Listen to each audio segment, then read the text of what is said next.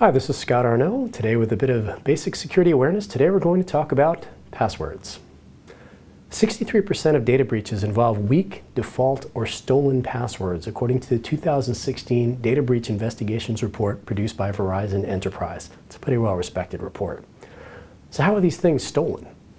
Well, one of the main ways can be what's called a brute force attack, in which an attacking software will literally just make guess after guess after guess after guess, just trying to figure out what it is.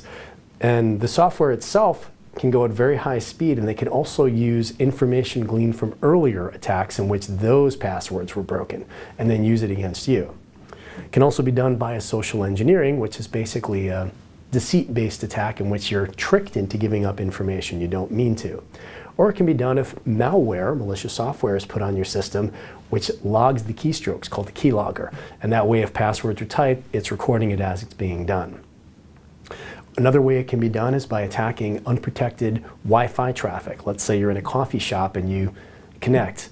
Someone who's nearby who's looking at this, and let's say that connection is not encrypted and you're not using what's called a VPN, or virtual private network, to protect that, they can use a device called a sniffer, in which case they're sniffing the traffic, and it doesn't even have to be next to you. It can be somewhat in the area, and they can get information right off it very easily. Also, there's the issue of just poorly chosen passwords. Now, I should mention, most things come with what are called default passwords, so that they work out of the box. There are lists of these that are very easy to find online. Routerpasswords.com will actually have your router's password unless you've changed it. And if you have, say, an Apple-type product, the default password on that is Alpine if you haven't changed it. And yes, it really is. Some companies will have password policies where you have to actually have a certain length, change it a certain frequency. Those are helpful. Now, hackers, when they do get into a system, will pretty much always run a search for the word password and close variants on it in any compromised system or specific email account they get a hold of. And also, they will check to see if any password that is in fact stolen has been used on any associated accounts, a process called daisy chaining. So let's say they've gotten your password to LinkedIn, they'll check to see if it's also on Facebook or for your bank or for your Netflix account or anywhere else that they would find it. Now, what actually makes up a strong password? The most important factor in creating a secure password is length. More characters means more possible combinations. So for example, a 12-character password has 81 million times as many possible combinations as an 8-character password. Now, anytime you have a password, it should have a mixture of upper and lowercase characters, numbers, and symbols. And the thing is, as processing speed increases over time, passwords have to be longer and longer. The reason for this is that as it processes faster, it can go through more and more guesses in effect. So once upon a time, the advice was make sure your password is at least 8 characters long. And that was good advice about 10 years ago. Nowadays, an 8-character password will be broken in a matter of hours. So at present, right now, it's 2016, a strong password should have at least 14 characters. I would say 16, play it safe, but at least 14. Now, how do you come up with something this long?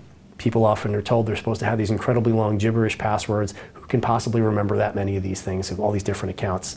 A good way to go is something called a passphrase. You can either go the nonsensical route, something like correct horse battery staple. Don't use that, it's a popular one. Or you can use something like a very personal phrase, like ice fishing with Uncle Walt, 1976. That's not going to make sense to a lot of people who don't happen to know you and your Uncle Walt used to go ice fishing. Now, what you can do also is you can substitute characters and symbols, like an @ symbol for an A or a $ for an S. Thing is, hackers are aware of that, and so is all the password cracking software they use. It's not a helpful trick, it just makes it more confusing for you. The thing is, what's good about a long passphrase is that it's not harder for you to remember, but it's longer, so it's more difficult for a system to crack when it's attacking you. Now, it's also better to make sure that this phrase makes sense only to you. Don't use stuff that can be searched online. No dates of birth, no kids' names, no pets, or anything else that can be found relatively easily. And also make sure, like I say, don't have that file called password saved anywhere. I know it's more convenient to do it, but it's easily searchable if someone gets into your system. And of course, while we're at it, don't keep a Post-it note sitting under your keyboard or in the top right drawer of your desk. Anyone who physically gets in there knows to look for that right away. Now, one thing I should mention, if you're in a position where you're in some sort of control with mandatory password changes in your organization, recent studies have shown they're actually counterproductive. They tend to frustrate users and lead to the use of weaker passwords. Something like Pickles33, Pickles34, Pickles35. And if someone breaks into one, they'll be able to break into the password 2 changes later, because instead of Pickles34, it's Pickles36, something like that.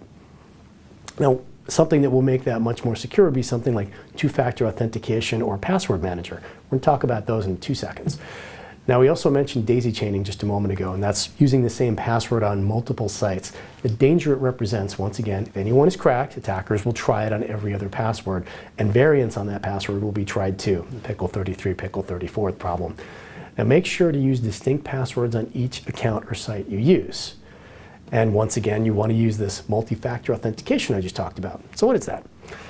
That's a way to authenticate who you say you are in addition to an account password. It could be something like a fingerprint or retina scanner, a code sent to like a keychain token, or even a text message sent to your phone. If an attacker only has the password, he or she still won't be able to access the account because they won't have the second authentication factor. And there are various methods. Basically, your password is considered something you know. So then you want to look at, say, something you have, which could be this key token again, a smart card, which is a little physical card with data on it, a text message, or it could be something like an authenticator app you put on your phone. Or it can be what's called something you are, also known as biometrics. That's fingerprint and retinal scans. And of course, there are privacy concerns there because you're basically giving out information about yourself. And I should add, security researchers have cracked consumer-grade fingerprint scanners repeatedly. In fact, in late 2014, a group of German hackers actually created a usable copy of a politician's fingerprint just from photos of her giving a speech. At the end of the day, the big problem with any sort of biometric marker nowadays, like a fingerprint or what have you, is that it has to be compared to something. And the way that works is, let's say an initial scan is taken of your retina or your fingerprint, and it's saved on your system as data. And when it's taking another scan of your fingerprint or your eye, it's comparing the data from that scan to the original scan. If that original scan is stolen, it's gone and you can't reset your finger or your retina. Now, another way to do this is also something that's location-based. Let's say, for example, someone in your company is traveling overseas. They're going to be in Sydney. If someone from that account is trying to log in from, say, Buenos Aires, they're going to know that that's incorrect. So that part of the second authentication factor can be it has to come from Australia. Now, one thing that's really helpful here, I'll post up a link to it. It's a site called two-factor auth. That's AUTH.org, which basically gives you a list of which sites out there in different areas offer two-factor authentication, which is much more secure than just a password. Now, I mentioned password managers. What are those? Password managers can randomly generate strong passwords for a user.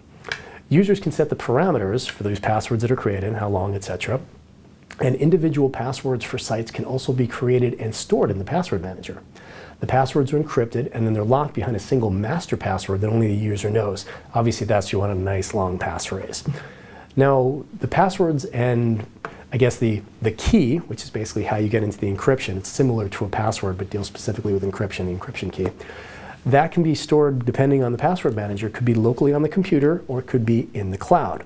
You can even in some programs have it separately on like a USB stick you can plug in. Obviously, there's a risk if the key or master password is compromised, so that's something you need to be careful of. The software will also securely save the user's login info so he or she can automatically log into their accounts either directly through the software or just via like a browser add-on button. One other nice feature with this is that it will prevent you from inadvertently entering a password on the wrong site. This would be like a fraudulent or a phishing site used by an attacker where it looks exactly right, but it's not really the right site because password managers go by the numerical address of something on the internet known as an IP or Internet Protocol address, not by what it looks like. So even if it completely looks like your bank, if it's in the wrong place, the password manager is not going to let you put in your password. Now, a portable version of the software can also be installed onto the USB drive, like I say. You can use it to view and log in your user account from other computers.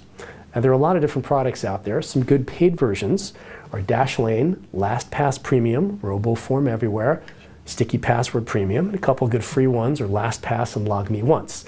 Each one has different features. You can research which ones best suit your needs. I will put up a couple of links with this video to show you good ones that are both paid and good ones that are free, so you can take a look, take your time, and see which ones work for you.